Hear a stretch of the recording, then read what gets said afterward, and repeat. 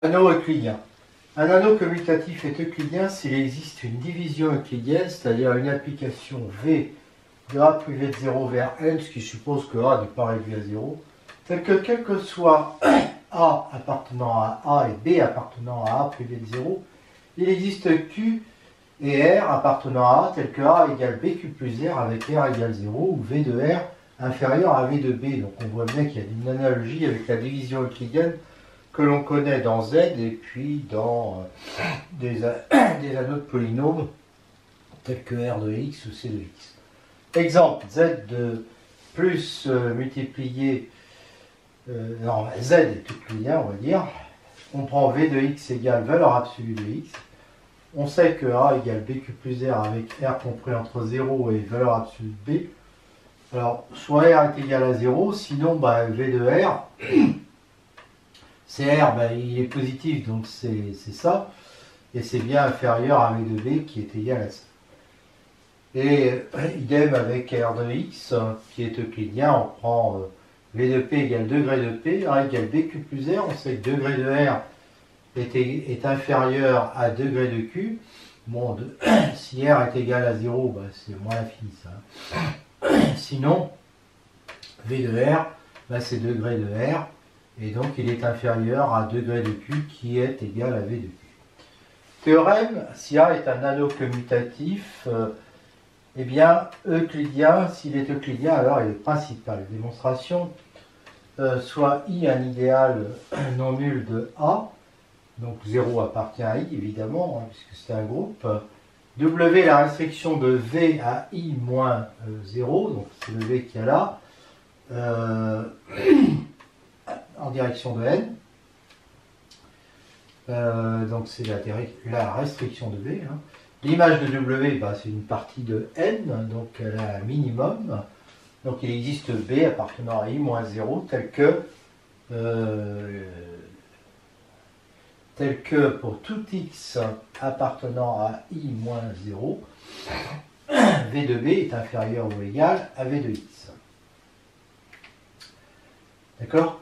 Je ne sais pas pourquoi j'ai mis 1. Alors, soit A appartenant à I, la division de A par B, puisqu'on peut la faire, et que B est différent de 0, donne A égale BQ plus R avec R qui est égal à 0 ou V de R inférieur à V de B. B appartient à I, donc BQ appartient à I parce que c'est un idéal. A moins BQ va appartenir à I puisque A appartient à I. I est un groupe. Donc R appartient à I. Et donc V de R inférieur à V de B, V de R inférieur à V de B, on sait que c'est impossible. C'est impossible parce que le minimum c'était V de B. Donc on ne peut pas avoir pour R appartenant à I, quel que soit X appartenant à I moins 0, on a V de B qui est inférieur à V de X. D'accord? Et donc ici, si R n'est pas nul, si R n'est pas nul, V de R va être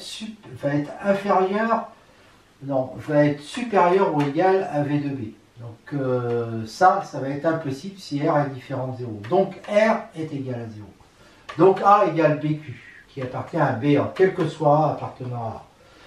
Donc I est inclus dans BA. Mais B est un idéal, appartient à l'idéal I, donc BA est inclus dans I. Donc I est égal à BA, puisqu'on a la double inclusion. Tout idéal I différent de 0 est principal, qui reste vrai s'il est égal à 0, parce que c'est un 0,1, donc on voit que 1 est principal. C'est ce qu'on voulait démontrer. Conséquence, un anneau euclidien est principal, donc unitaire, intègre, noethérien, factoriel, il n'y a rien à dire, tout a déjà été démontré. A, un anneau commutatif intègre, elle est jolie cette démonstration. Donc A de X est un... Alors il faut démontrer que A de X est un anneau principal si et seulement si A est un corps. Alors il y a un sens où c'est facile. Si A est un corps, A de X est euclidien, donc principal. C'est terminé. Dans l'autre sens, c'est beaucoup plus compliqué. A de X est principal, donc intègre. Donc A qui est inclus dans A de X, c'est les polynômes constants. va être intègre, montrons que x est irréductible dans a de x en supposant que x est égal à pq et on montre que soit p soit q sont irréductibles.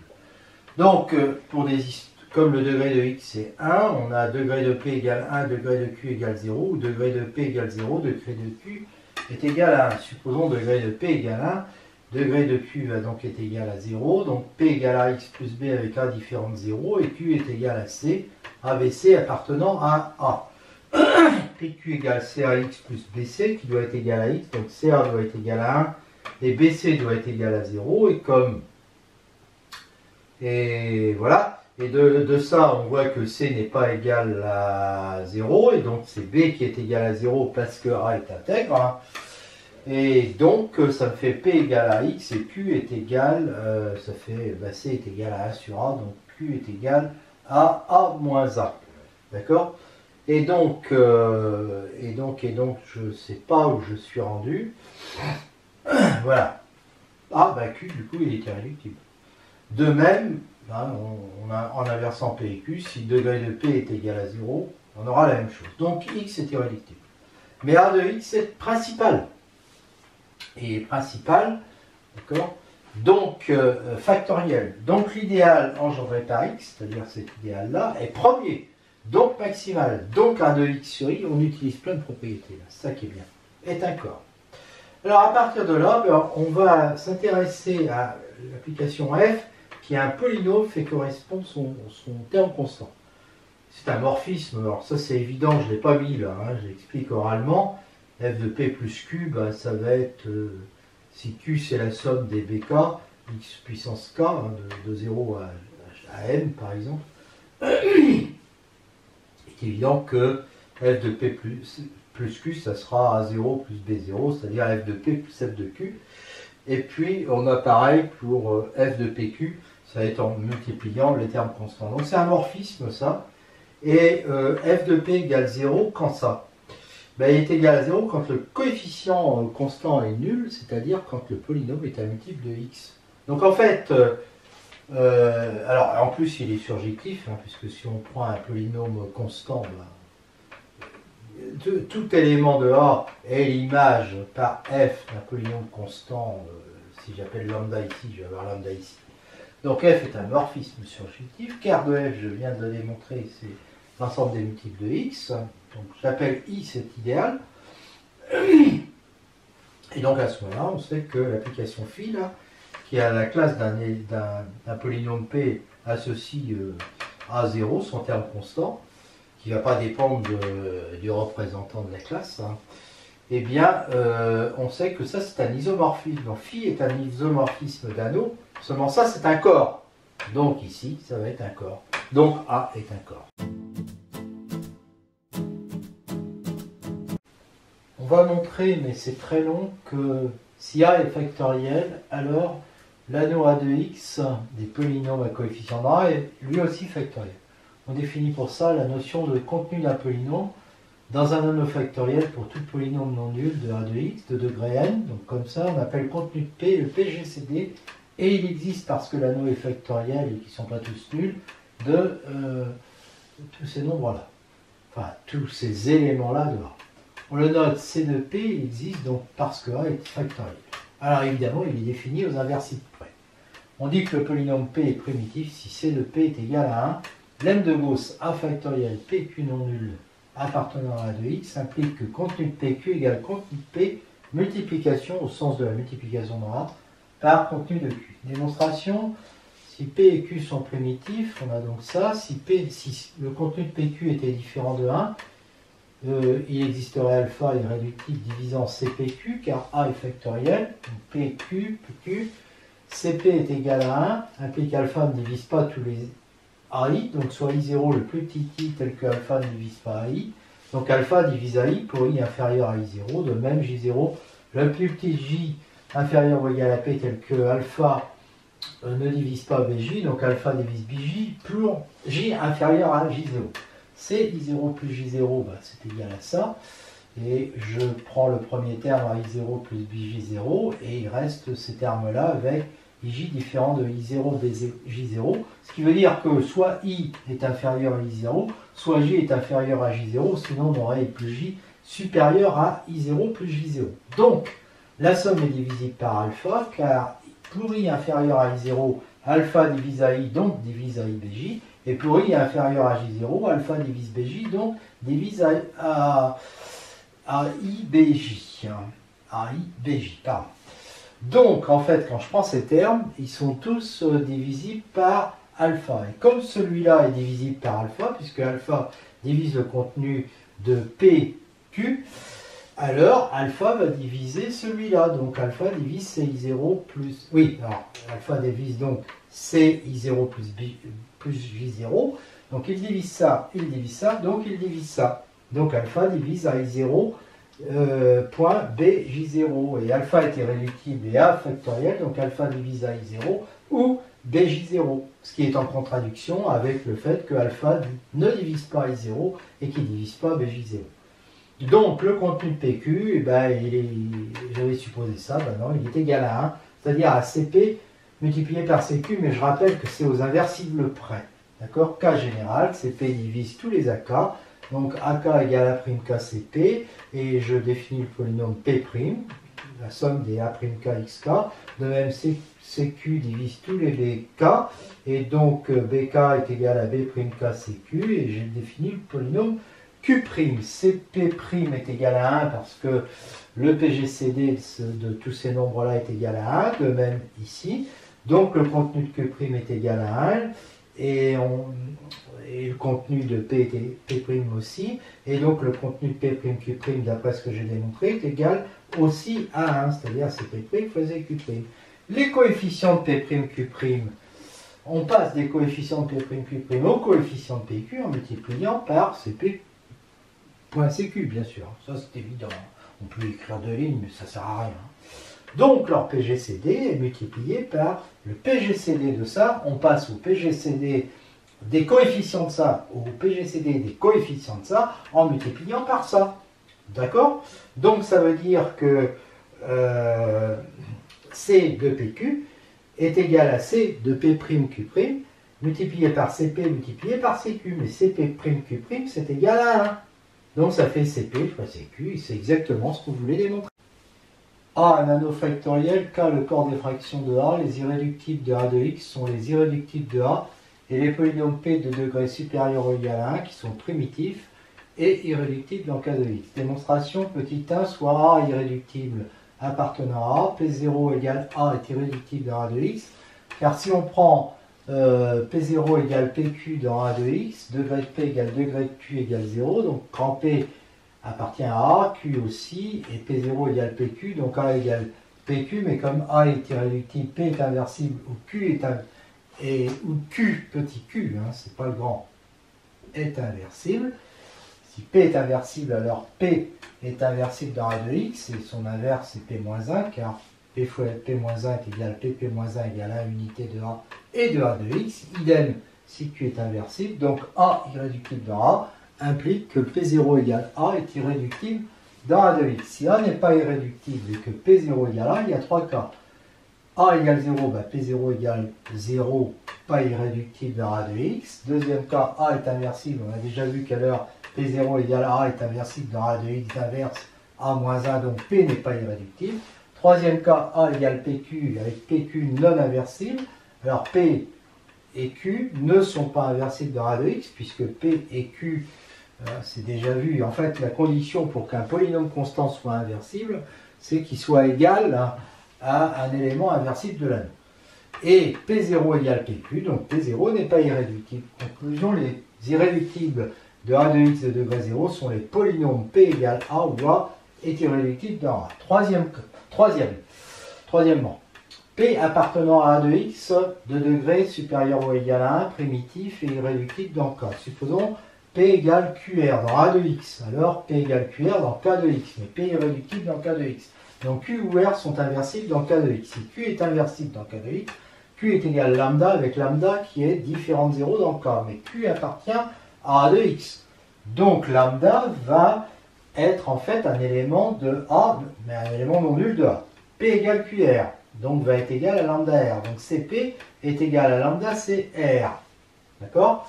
mais CP est égal à 1. Donc lambda CR égale 1, ce qui montre que lambda est inversible dans A. Donc Q égale lambda va être inversible dans A de X. De même, si R est inversible dans K de X, alors R sera inversible dans A de X. Donc en fait, quand on a P égale QR, on a Q ou R qui sont inversibles dans A de X. D'accord? Donc P est irréductible dans A de X. Reste à montrer maintenant que si P appartient à A de X est irréductible dans A de X, alors CP, alors P avec de degrés supérieur ou égal à 1 quand même. Alors CP est égal à 1 et P est irréductible dans K de X. On va faire ça tout de suite. Fin de la démonstration, P est un polynôme irréductible de A de X de degré n supérieur ou égal à 1, dont le contenu est égal à... et son contenu forcément est égal à 1. Sinon, D, le PGCD de A0 jusqu'à n serait non inversible et diviserait tous les AK, et on pourrait écrire ça, quel que soit le cas, et en posant P', on a déjà fait ça plusieurs fois, on a P égale Q fois P', avec Q égale D, non inversible dans A, D il appartient à A ici, hein. Et donc non inversible de A de X, et P' non inversible de A de X, puisque son degré est supérieur ou égal à 1. Ici, c'est parce que D n'est pas inversible. Ce qui contredit le fait que P est irréductible. Donc C de P est égal à 1. Supposons P égale QR dans K de X. Donc Q est égal à ça, et je remplace QK par sa fraction XK sur YK. Alors je mets XK, YK moins 1, et donc j'obtiens, en mettant au même dénominateur, hein, je vous laisse vérifier, c'est évident, je multiplie chaque XK par le produit des YJ, mais sans prendre J égale K, et donc je compense ici, et j'obtiens ça, c'est-à-dire quelque chose de la forme A-1 avec A appartient à A, qui est donc inversible dans A, Q' étant un polynôme de A de X. Et Q' est égal à CQ' Q seconde. Alors là c'est pareil, je recommence les trucs avec le contenu, ou quel que soit K. Q seconde K est égal à C de Q, Q' K, et Q seconde égale somme de 0 à n des Q seconde K, X puissance K, qui appartient à A de X, et C de Q seconde qui est égal à 1. Dans K de X, Q est égal à C, alors Q il était égal à quoi? Q est égal, alors Q va être égal à CQ' A-1 Q seconde. Pourquoi? Le CQ' Q seconde c'est Q', et en fait j'ai A-1 Q' quelque part. Voilà, j'ai Q qui est égal à A-1 Q', et j'ai remplacé Q' par ça. Donc ça me fait ça. Donc Q est de la forme AB-1, hein, ça appartient à A, hein, donc AB-1 Q', où Q' appartient à A de X, et CQ' est égal à 1. De même, R va être un CD-1 R', où R' appartient à 2X, et CR' égale 1. On peut choisir A et B de façon à avoir, c'est-à-dire on simplifie la fraction A sur B, AB-1, de façon à avoir PGCD de A et B qui est égal à 1, et PGCD de CD qui est égal à 1. On peut faire ça parce que A est factoriel, on l'a déjà vu. Dans K de X, P est égal à QR, va être donc égal à ça, Q', R'. Donc BDP va être égal à ça. D'accord? Dans A de X, parce que cette fois-ci, tout est dans, ça c'est dans A, et puis ça c'est dans A de X. Donc BDCP est égal à AC, C de Q' multiplié par C de R', mais ça fait 1, ça fait 1, donc ça fait AC, et puis CP est égal à 1, donc ça fait BD égale à AC. BD est égal à AC, et j'ai 1, alors oui voilà, qui implique que puisque BD égale à C, ça m'implique que P est égal à Q' R', mais P' est irréductible dans A de X, mais P est irréductible dans A de X. Donc Q' ou R' sont inversibles dans A de X. Donc Q' est égal à Q inversible dans A, ou R' égale R inversible dans A. Alors si Q, donc Q qui est à B-1 Q' va être en fait à B-1 Q, ou bien alors c'est R qui est égal à CD-1, qui était égal à CD-1 R', qui va être égal à CD-1 R, différent de 0. D'accord? Donc Q est égal à un lambda qui appartient à K, différent de 0, ou R est égal à un lambda qui appartient à K, différent de 0. Donc on a Q qui est inversible, ou dans K de X, Q-1 égale lambda moins 1, ou R qui est inversible dans K de X, R-1 est égal à lambda moins 1. D'accord? Donc P est égal à QR dans K de X. Implique que Q ou R sont inversibles dans K de X. Donc P est irréductible dans K de X. D'où le résultat.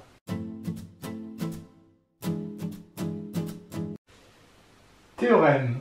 Si A est un anneau factoriel, alors A de X est un anneau factoriel. Démonstration, c'est déjà que A factoriel implique intègre, donc A de X est intègre. Montrons l'existence de la décomposition en produit de facteurs premiers dans A de X, puis on montrera l'unicité. Soit P, donc petit a, P appartient à A de X, non nul primitif. K, le corps des fractions de A, P appartient donc à K de X, et on sait que K de X est principal, donc factoriel. Donc il y a une décomposition comme ça en produit de facteurs premiers dans K de X. Si Q est un polynôme comme ça qui appartient à K de X, alors Q c'est un des PJ si vous voulez. Et les accords, on sait, appartiennent à K, et donc c'est les UKVK, et on a vu, parce que A est factoriel, quand A est factoriel, qu'on peut, en prenant les dénominateurs communs, on peut avoir une relation Q égale U sur V Q seconde, où Q seconde appartient à A de X, U et V appartiennent à A. Hein, puis en considérant C de Q', CQ seconde, eh bien on va avoir Q égale U sur V CQ seconde Q'. Alors ce U sur V fois CQ seconde, ben, ça va être un alpha sur bêta, donc alpha sur bêta Q'. Alpha et bêta appartiennent à A, hein, puisque CQ seconde appartient à A. Et on peut simplifier de façon à avoir alpha et bêta premiers entre eux. Et donc Q' évidemment appartient à A de X, et en faisant ça, on s'est débrouillé pour que CQ' est égal à A. Voilà, donc en fait on peut faire ça pour chaque PJ. Donc chaque PJ est un AJ sur BJ, P'J, où AJ, BJ sont étrangers, et P'J appartient à A de X, et C de P'J est égal à A. PJ est irréductible dans K de X, donc P'J aussi, sinon il existerait un polynôme non inversible dans K de X qui diviserait P'J et donc qui diviserait PJ, donc P est égal à ça. Implique, alors donc P égale, oui, alors P est égal à ça, c'est-à-dire là je me suis repris là, hein, puis j'ai utilisé ça, d'accord? Et donc, en faisant passer tous les dénominateurs de l'autre côté, j'ai le produit de BJ à la puissance alpha J, multiplié par le polynôme P, qui est égal à ce produit-là, hein, des numérateurs, fois ça. Vous voyez, maintenant je prends les contenus de P, donc et je vais dire que ça fois CP est égal à ça fois C de ça. Mais C de ça, comme c'est que des multiplications, c'est C de P'J à la puissance alpha J. D'accord? Donc voilà, c'est ça. Mais comme ces C-là valent 1 et que celui-là aussi vaut 1, eh bien j'obtiens que ça est égal à ça. Et donc que ça est égal à ça, et donc que P est égal à ce produit. Donc P est égal à ça. Les P'J sont dans A de X, irréductibles, dans K de X, donc, et comme C de P'J est égal à 1, ben, ils sont irréductibles aussi dans A de X. Donc en fait, cette égalité-là me fournit une décomposition en produit de facteur de premier de P dans A de X.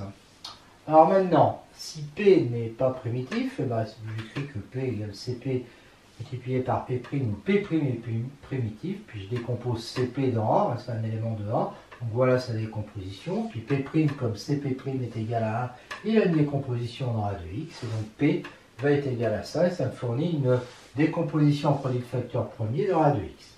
Unicité de la décomposition, ben, comme on sait déjà que, oui, alors, comme on a affaire à A de X, qui est un anneau commutatif unitaire intègre, et que tout polynôme de A de X admet une décomposition en produit de facteur premier, il suffit de démontrer, ça c'est une propriété qu'on a déjà vue, que il suffit de démontrer que si P appartient à 2x est irréductible et divise QR, tout ça dans A2x, alors P divise Q ou R. Supposons que donc P appartient à A2x irréductible divise QR dans A2x. P irréductible dans A2x, donc P irréductible dans K2x, et P divise QR dans A2x, donc P divise QR dans K2x. Mais K est un corps, donc un anneau principal, donc P divise Q ou P divise R dans K2x. Supposons que P divise Q, donc Q égale PP' dans K2x. Premier cas, degré de P' est égal à 0, donc P' est un A sur B. Oui, parce que P' c'est un polynôme constant de K de x. Hein, donc la constante, elle est dans le K. Donc on peut l'écrire comme ça, avec AB étrangers entre eux, hein, qui est possible parce que A est factoriel. Et à ce moment-là, donc, j'obtiens que,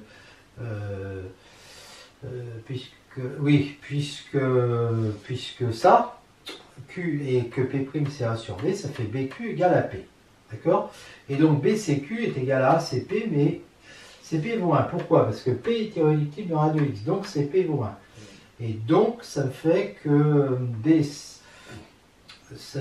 BCQ est égal à A. D'accord? BCQ est égal à A, ça veut dire que B divise A, hein, puisque CQ appartient à grand A. Donc B divise A, mais A et B sont étrangers, donc ça veut dire que B divise 1, donc B est inversible dans A, et donc le A sur B est en fait un A multiplié par B moins 1, il appartient, je l'appelle lambda, et ça appartient à A. Donc Q est égal à lambda P, et donc ça veut dire que P divise Q dans A2X. Voilà, et c'est gagné pour ça. Ça, c'est gagné quand degré de P' est égal à 0. Maintenant, on va étudier le cas, puis c'est assez rapide, où degré de P' est supérieur ou égal à 1. La démonstration donc de cette propriété, on est dans le deuxième cas où degré de P' supérieur ou égal à 1, Q égale P' dans K de x, on sait que P' égale A sur B, P1 où AB appartient à A et B étrangers, P1 appartient à A de x et primitif. Donc Q est égal à A sur B P1 fois P, donc c'est égal à ça, et donc BQ est égal à PP1. Donc BC de Q est égal à ACP CP1. Et ça fait ACP parce que CP1 est égal à 1 vu que P1 est primitif. Mais CP est égal à 1 parce que P est irréductible dans A2X. Donc, on peut remplacer CP par 1, ce qui fait ici que c'est 1, et donc j'ai BCQ est égal à A, puisque ça vaut 1. Et donc, BCQ est égal à A. Alors, si je prends BQ, il est égal à APP1, d'accord? Et le A, je peux le remplacer par BCQ, donc PP1. Là, je divise par B, qui est non nul, hein, bien sûr. Et comme A de x est un texte, ça me fait que Q est égal à CQ PP1. Donc P divise Q dans A de x. On a donc démontré que si P divise QR dans A de x, alors P divise Q, ou P divise R, sous le travail qu'on a fait avec P, avec Q, on peut le faire avec R. Comme tout P non nul de A de x a une décomposition en produit de facteur premier, on en déduit que cette décomposition est unique aux inversibles près dans A de x. Donc A de x est un anneau factoriel. Conséquence, si A est factoriel, alors l'anneau des polynômes à n déterminé est factoriel, et quand il y a une infinité dénombrable d'indéterminés, c'est factoriel aussi. Démonstration par récurrence sur n pour le premier. Pour n égale 1, A de x est factoriel. Supposons que ça, ce soit factoriel. On sait que ça, c'est b de xn plus 1. Et donc, comme b est factoriel, ça va être factoriel. Donc, c'est vrai à l'ordre n plus 1. Donc, c'est toujours vrai d'après le théorème de récurrence.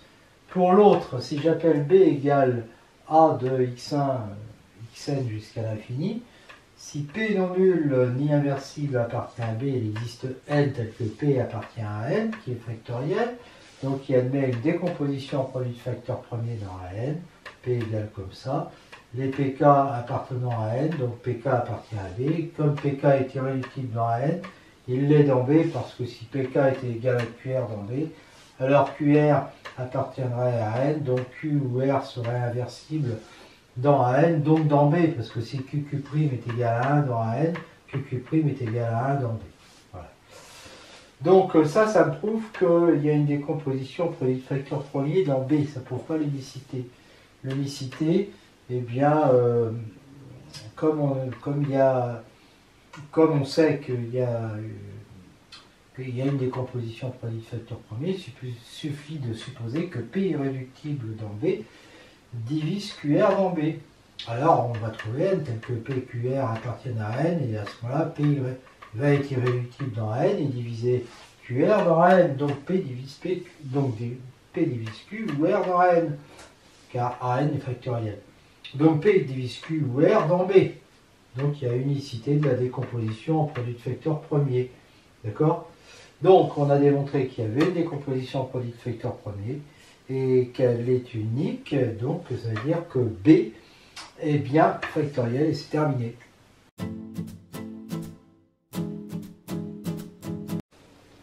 A un anneau factoriel, P un élément de A. Si P est irréductible, alors P.A est un idéal premier. Démonstration, on prend AB appartenant à A, et on suppose que le produit appartient à PA, donc que P divise AB. Comme A est factoriel et P est irréductible, on peut appliquer le théorème de Gauss. Donc P divise A ou B, si P divise A, A appartient à PA. Si P divise B, B appartient à PA. Donc PA est bien premier. A, un anneau principal, donc tout idéal I de A est un PA. Alors P irréductible équivaut à I premier, équivaut à I maximal, équivaut à A sur I est un corps. Démonstration, c'est que quand A est principal, il est unitaire, intègre, factoriel. Comme il est factoriel, P irréductible implique I premier. Il est principal, donc I premier équivaut à I maximal. Il est unitaire, donc I maximal équivaut à A sur I est un corps. Et comme il est principal, donc unitaire et intègre, I premier implique P irréductible. Eh bien, on a tout pour faire les équivalences. Remarque, A principal et I idéal premier n'impliquent pas que A sur I est principal. Mais A sur I est un corps. Donc si I est un idéal premier dans un corps, A sur I n'est pas nécessairement principal. Exemple, Z est principal, donc Z de X est principal. Si je prends le polynôme P égale x2 plus 5 qui est irréductible, I est égal à x2 plus 5A est premier, mais A sur I est isomorphe à Z de I racine de 5, l'ensemble des entiers de Gauss, l'anneau des entiers de Gauss, c'est-à-dire Z plus I racine de 5Z, c'est-à-dire les N plus IP racine de 5. Ça, on verra une leçon sur l'extension de corps qui justifie ça. Supposons que B soit principal et considérons ça, cet ensemble-là. Alors, Z appartient à J, ça équivaut à Z et de cette forme-là, et donc je peux l'écrire comme ça, et je vois qu'il appartient à B. Donc J est bien inclus dans B. Et si A plus IB racine de 5 appartient à Z de X, AB appartient à Z, alors si je fais ce Z fois A plus IB racine de 5, je vais faire le calcul, ça donne ça. Et ça peut s'écrire comme ça. Alors comment j'ai trouvé ça, parce que ça paraît un peu gros, ben, j'ai posé que ça, c'était X facteur de 1 plus I racine de 5, plus Y facteur de 1 moins I racine de 5, et ça m'a donné un petit système de deux équations, deux inconnues, j'ai trouvé facilement ça, et comme ça, ce sont des entiers, je vois que ça appartient à J, donc JB est inclus dans J, et de plus, il est évident que cet ensemble-là, c'est l'addition, de toute façon, c'est un groupe, voilà, c'est un groupe, et donc comme c'est un sous-groupe, même évident, de B, donc J est un idéal de B.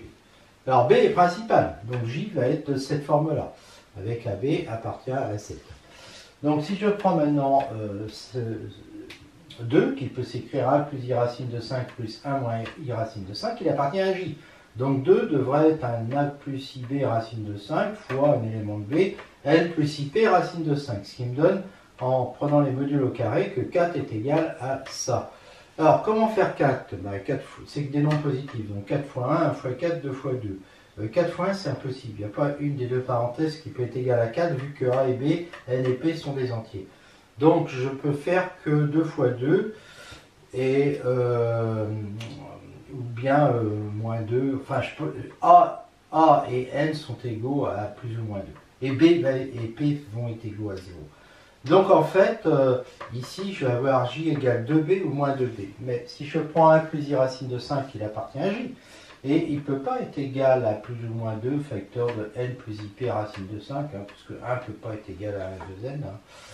Donc J n'est pas principal, donc on obtient une contradiction avec... oui, alors donc J n'est pas principal, et donc ça veut dire que B ne va pas être principal, hein, voilà, donc B n'est pas principal, d'accord, contrairement à ce qu'on avait supposé. Voilà. Alors B n'est pas principal, mais A sur I était isomorphe à B. Donc ça veut dire que A sur I n'est pas principal, parce que la notion de principal, ça se transmet par isomorphisme. Voilà. On étudiera Z de I racine de 5, la nom des entiers de Gauss, dans une autre leçon. A est un anneau euclidien. Alors, il existe X non inversible, donc appartenant à A étoile, tel que la restriction à A étoile union 0 de la projection canonique pi qui va de A vers A sur XA soit surjective. De plus, X.A est maximal, donc A sur XA est un corps. Démonstration, si A est un corps, A étoile est égal à A moins 0, on prend X égale 0, on a alors A égale A étoile union 0, X.A égale 0, et A, pi, ça va être la projection canonique de A sur XA, c'est-à-dire de A sur 0, donc isomorphe à A, et donc à un élément X, on fait correspondre sa classe, mais c'est comme si c'était l'identité en fait. Hein. Donc pi est surjectif. Petit 2, sinon B égale A moins ça, hein, puisqu'il y a des éléments de A qui sont pas là-dedans. Et donc comme A est euclidien, il y a une division euclidienne, hein, je rappelle la définition. On choisit X appartenant à V tel que V de X est minimal, c'est possible puisque V prend ses valeurs dans M. Minimal, ça veut dire que si Y appartient à V, V de Y est supérieur ou égal à V de X. Autrement dit, que si Y appartient à A et V de Y est inférieur strictement à V de X, alors Y n'appartient pas à V. On divise A par X, d'accord. Si R est différent de 0, on a ça, donc R n'appartient pas à B, donc il appartient à A étoile union 0. Et comme R est différent de 0, il appartient donc à A étoile. Voilà, donc dans A sur XA, la classe de A est égale à la classe de X, classe de Q, plus classe de R, la classe de X vaut 0, donc ça fait classe de R, où R est donc un élément inversible. Voilà. Et si R est égal à 0, on a ça, et classe de A égale 0. Donc la projection ici est bien surjective, parce que si je prends la classe de A appartenant à ça, et si soit elle est nulle, soit elle n'est pas nulle, et à ce moment-là, elle est l'image d'un pi de R où R est inversible. D'accord. Et donc, voilà. Alors, la partie 3, c'est pour raconter ça, on dit que si soit X n'appartenant pas à étoile telle que la restriction soit surjective, montrons que XA est maximal.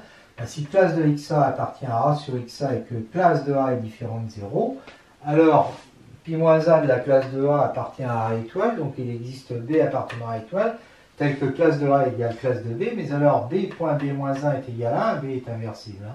Donc classe de B moins 1 est égal à 1, donc classe de A, classe de B moins 1 est égal à 1, ce qui veut dire que classe de A est inversible, et donc A, quelle que soit la classe de A, différente de 0, donc A sur XA est un corps, et donc XA est maximal. Exemple, A égale Z euclidien, hein, X égale 2 est un nombre premier, donc 2Z est maximal. Petit 2, A égale R de X, est euclidien aussi. A étoile est égal à A moins 0, X est égal à X moins A est irréductible, et X moins AR de X, est maximal. Petit 3, A égale Z de I égale Z plus IZ, l'ensemble des entiers de Gauss. Alors lui, on verra qu'il est euclidien dans une autre leçon. Les éléments inversibles N plus IP vérifient forcément ça, hein, puisque si je multiplie un élément inversible par son inverse, le produit doit être égal à 1, donc quand je passe au module, je vais trouver un truc comme ça. Et donc je vais trouver que n égale plus ou moins 1, p égale plus ou moins 1. Il est évident que ceux-là sont inversibles. Hein, moins 1 est l'inverse de moins 1, 1 est l'inverse de 1, i et ces deux-là sont inverses l'un de l'autre. D'accord? Et a étoile est donc égal à ça. 1 moins i n'est pas inversible puisqu'il n'est pas là-dedans. Il est irréductible parce que si n plus ip divise ça, ben son module va diviser celui-là. Et donc n2 plus p2 va diviser 2, ce qui veut dire que soit np est égal à plus ou moins 1, 0, 0, plus ou moins 1, mais là on retombe sur les inversibles, ou plus ou moins 1, plus ou moins 1. Et dans ces cas-là, n plus ip va être égal à 1 moins i. Alors c'est suivant, hein, les plus et les moins. 1 moins i ou 1 plus i, à ce moment-là, ça fait moins 1 facteur de 1 moins i, ou moins 1 plus i qui est moins 1 moins i, ou moins 1 moins i qui est i 1 moins i. Et donc ça montre bien qu'il est irréductible. D'accord? Donc A, puisque à chaque fois on obtient un élément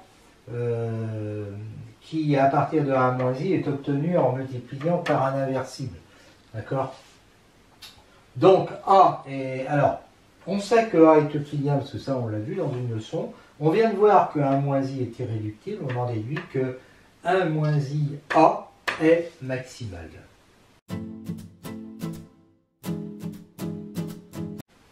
Nous donnons maintenant un exemple d'anneau principal non euclidien. J'allais dire l'exemple que l'on trouve dans la littérature et qui est donné qu'on trouve dans le livre de Perrin, un excellent livre. C'est vraiment le meilleur livre d'algèbre, je crois. Et c'est A égale Z de alpha, c'est-à-dire Z plus alpha Z, où alpha est égal à 1 plus I racine de 19 sur 2. Donc c'est l'ensemble des n plus P alpha, NP appartenant à Z, et on va voir que c'est un sous-anneau de C, parce que si on prend deux éléments de A, leur somme est un élément de A, parce que ça ce sont des entiers, et leur produit, je vous laisse faire le calcul, qui est égal à ça, mais avec alpha 2 qui est égal à ça, c'est-à-dire alpha moins 5, c'est-à-dire qu'il vérifie cette égalité. Je peux donc remplacer ici alpha 2 par alpha moins 5, et je trouve donc ça. Et ça c'est bien, ça appartient bien à A, puisque ce sont des entiers. Donc on a bien un anneau comme sous-anneau de C. Recherche des inversibles, bah, ZZ' est égal à 1, donc module de Z est égal à 1. En fait, ici, ce qui va surtout m'intéresser, c'est le carré. Alors, module de Z au carré, c'est égal à ça. Et quand on développe, ça fait ça. Alpha plus alpha à barre, c'est deux parties réelles, donc ça fait 1. Et puis ça, le module de alpha au carré, eh bien, module de alpha au carré, c'est égal à 1 moins plus 19, 20 sur 4, ça fait 5. Donc on trouve ça. Donc en fait là c'est encore un entier. Hein. Ce qu'il faut bien comprendre, c'est que ça c'est un entier. Et donc le produit de ces deux entiers est égal à 1, donc Z va être égal à 1, Z au carré va être égal à 1. Bon, si P est différent de 0, on factorise par P2, et on va trouver que N2 plus MP plus P2 est égal à ça, où j'ai posé x égale n sur p, et ça en fait c'est positif parce que le discriminant est négatif, c'est 1 moins 4 égale moins 3. Donc en fait n2 plus np plus 5p2, que je peux écrire n2 plus np plus p2 plus 4p2, bon comme celui-là est positif, ça va être supérieur ou égal à 4p2, donc, et comme ça doit être égal à 1, ben ça veut dire que 1 est supérieur ou égal à 4p2, donc que p est égal à 0, d'où une contradiction. Maintenant, si P est égal à 0, bah, si P est égal à 0, il ne reste plus que N2 est égal à 1. Il est évident que 1 et moins 1 sont inversibles. Donc l'ensemble des inversibles de A, c'est A étoile égale l'ensemble moins 1, 1. Supposons que A soit euclidien. On sait qu'il existe X qui n'est pas inversible ni nul, donc qui n'appartient pas à cet ensemble-là, tel que sa restriction, la restriction de la projection canonique de A vers A sur XA, soit une surjection de moins 1, 1, 0 vers A sur XA. Donc le cardinal de A sur XA va être supérieur ou égal à 3. Il n'est pas 1, puisque X est différent de 0. Hein, donc il est de cardinal 2 ou 3. Donc le corps A sur XA, puisqu'il s'agit d'un corps, est d'ordre 2 ou 3. Donc il va être isomorphe à ça. Z sur 2Z ou Z sur 3Z. Donc ici j'ai un isomorphisme et ça j'ai une projection canonique, donc là j'ai un morphisme. D'accord? F, un morphisme, et alpha appartenant à A vérifie alpha 2 moins alpha plus 5 est égal à 0. Donc quand je passe à ça, ça fera 0 aussi, mais 0 là-dedans ou là-dedans. Hein. Et donc, si je pose x égale f de alpha, je vais avoir x2 moins x plus 5 est égal à 0. Dans z sur 2z ou dans z sur 3z. Dans z sur 2z, il n'y a que deux éléments, 0 et 1. Donc 0 moins 0 plus 5, bah, de toute façon, ça fera 1. D'accord? Et si je prends 1 moins 1, 0, ça fera 5, donc ça fera 1 dans z sur 2z. Alors dans z sur 3z, c'est pareil, avec 0 ça ne marche pas, avec 1 ça ne marche pas, il reste 2. 2 c'est moins 1. Moins 1 au carré, ça fait 1, plus 1, 2, et 5, 7. Et dans z sur 3z, ça fait 1, ça ne fait pas 0.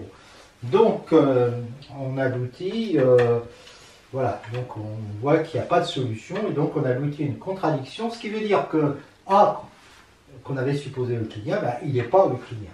Il nous reste à démontrer maintenant que A est principal. On termine la démonstration en montrant que A égale Z alpha est un anneau principal. Je rappelle que alpha est égal à 1 plus 6 racine de 19 sur 2. Démonstration, on considère... Alors cette démonstration, je crois que je l'ai en partie prise dans Hochkorn.